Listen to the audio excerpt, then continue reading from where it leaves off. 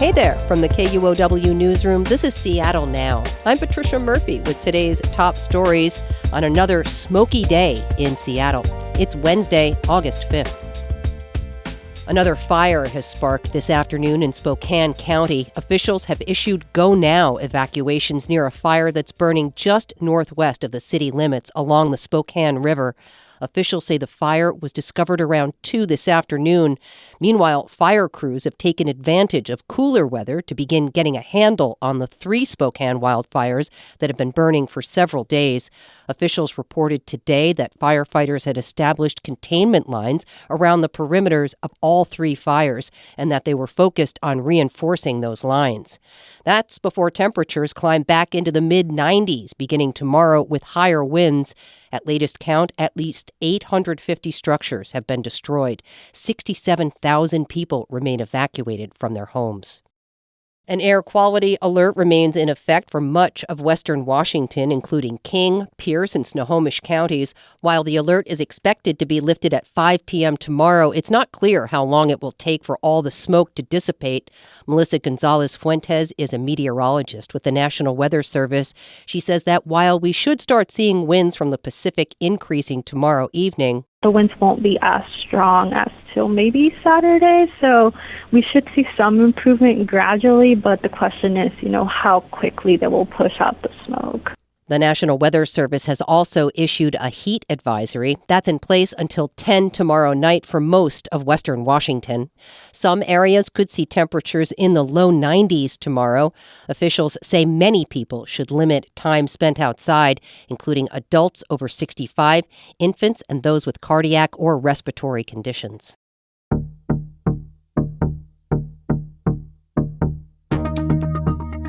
Turning to the primary election, only one Seattle City Council race was on the ballot, and the initial results in that race are surprising. Scott Greenstone has more. Nilu Jenks had nearly 50% of the vote on election night. District 5, the city's northernmost, has classically been more moderate than others. That's why her lead is unexpected. Jenks is the director of Fair Vote Washington, a ranked choice voting advocacy organization. She ran in 2023 but lost in the primary. This year, as a candidate, she's opposed expansion of police surveillance cameras and wants to allow unarmed crisis responders to answer 911 calls without police escorts. Her opponent, Julie Kang, an education director at Seattle U, was trailing at 36% on election night. Kang wants to hire more police and keep 16 surveillance cameras on Aurora Avenue up. Scott Greenstone, KUOW News. November candidates are locked in for a closely watched state Senate seat in Seattle. State government reporter Sarah Mises-Tan has more.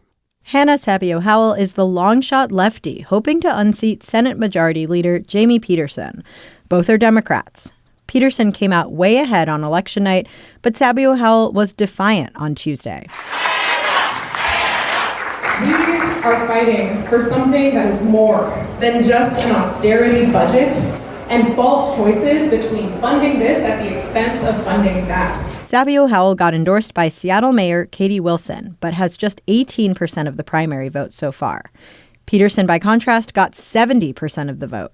He's the architect of the state's new income tax on high earners and said he anticipates victory in November. In Seattle, I'm Sarah Mises-Tan. Seattle voters are showing strong support for a nearly $480 million library levy. 74% of voters were in favor of the levy, according to Wednesday's results. The levy will help pay for basic operating costs and to update and maintain library buildings. Brian Lawrence is with the Seattle Public Library Foundation. He says the money will expand early learning programs, English learning classes, and the library's systems collections. One of the most popular programs at Seattle Public Library is Peak Picks. No holds, no waits. People can walk in and pick up a physical copy of the book. This levy actually includes funding to expand that into ebooks, so people can enjoy that material on their e-reader or audiobook. Some elected officials and editorial boards cautioned voters about how the levy could limit how much voters could tax themselves for other services. It's estimated to cost the owner of an average home about $193 a year. Two state Supreme Court justices appointed by Democratic Governor Bob Ferguson did well in initial election results Tuesday, but as Amy Radel reports, Republican-backed candidates also made a strong showing. Ferguson's appointees now seeking re-election are Colleen Melody and Theo Angelis. Both led their races last night. Melody was more than 20 points ahead of her Republican-backed challenger, Scott Edwards. Theo Angelis held a much slimmer lead. Retired Federal Way Municipal Court Judge Dave Larson was less than 2 points behind. Larson is also backed by the state Republican Party. Voters are choosing a majority of the court's justices this fall. The races are getting extra attention because the next court will likely determine the fate of the state's new income tax on high earners. A total of 5 Supreme Court races will be on the ballot this November. Amy Radel, KUOW News. Results from Southwest Washington's 3rd Congressional District are setting the stage for a familiar fight this November. Oregon Public Broadcasting's Eric Newman reports. According to initial results, this November, Democratic Representative Marie Gluesenkamp-Perez will continue her re-election campaign for Congress. The difference from past years will be her opponent. She will face off against Republican State Senator John Braun. Braun and Gluesenkamp-Perez were the two candidates who got the top 2 shares of votes on Tuesday night. According to Washington State's primary system, that secures their spots in the general election, assuming those numbers hold. Progressive Democrat Brent Henrich came in 3rd with just over 15% of the vote. The 3rd District is one of only a handful of seats around the country that's considered to be a toss-up. That means the winner will play a big role in which party controls the U.S. House of Representatives.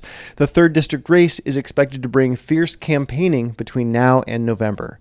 I'm Eric Newman reporting.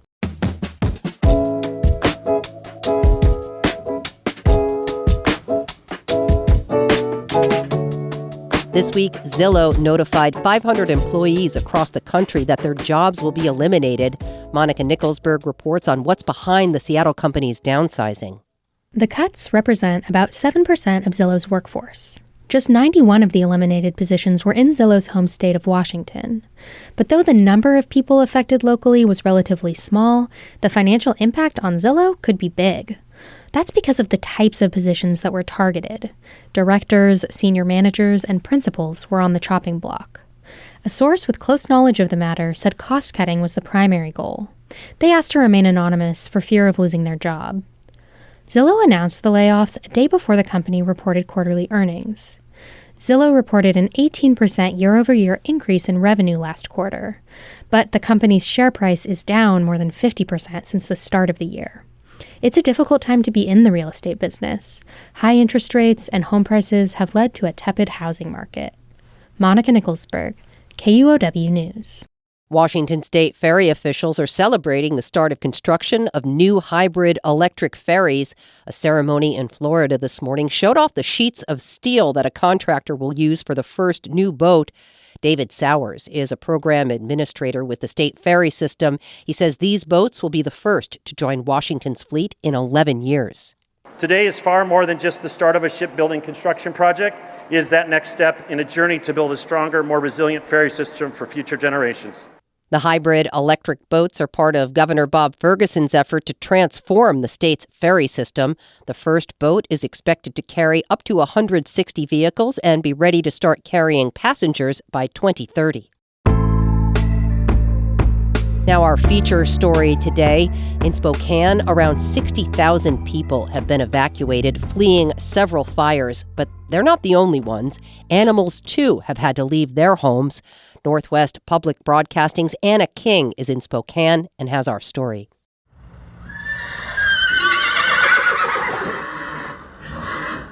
Bubbles is upset. He's a handsome, tall, black-brown horse.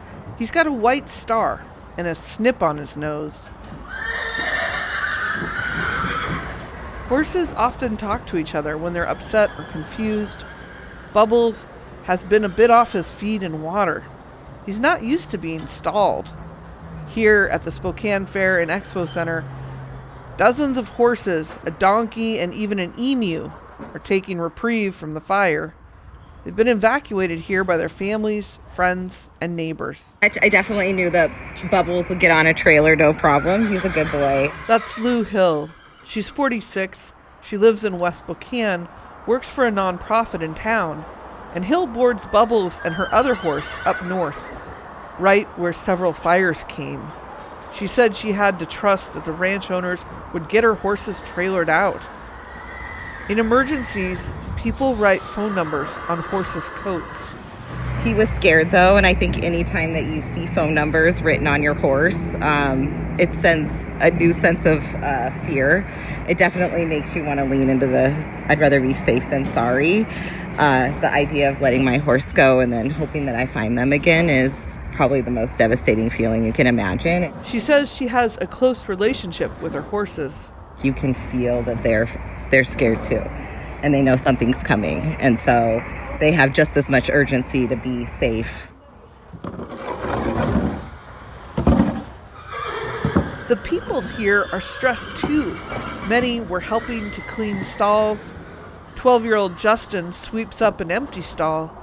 He has a toothy grin and a curly blonde mop. He sports a blue t-shirt with a massive baseball emblazoned on it. His grandmother and grandfather's home burned up in the old trails fire. By the time they got the level 3 evacuation, ashes were falling on their car, so luckily they got both their cars and everything important, and they got out safely. And his own family had to evacuate the Fairview fire. He managed to save his baseball, football, and basketball cards. Yeah, it was pretty scary. What do you remember about all that when, you had to leave? What'd your mama say? She just said pack whatever you could, what's important to you, stuff that can't be replaced. And so I just grabbed everything that was important. And within 15 minutes, a police showed up and said, "You gotta go." So we left. Justin is sad and a bit stressed. Pretty much everyone around him is. Pretty tough. Yeah. It was, in the moment it was scary, but we were lucky everybody got out alive. He says most everyone is gonna recoup their lives. Eventually. In Spokane, Washington, I'm Anna King. Next time on Seattle Now, we'll have a conversation about the politics behind the resignation of Seattle's police chief and the handling of the Seattle Center shooting by Seattle Mayor Katie Wilson. More about that tomorrow morning. That's all for today from the KUOW newsroom in Seattle. Our producer is Andy Hurst. I'm Patricia Murphy. Seattle Now and KUOW are members of the NPR network. See ya.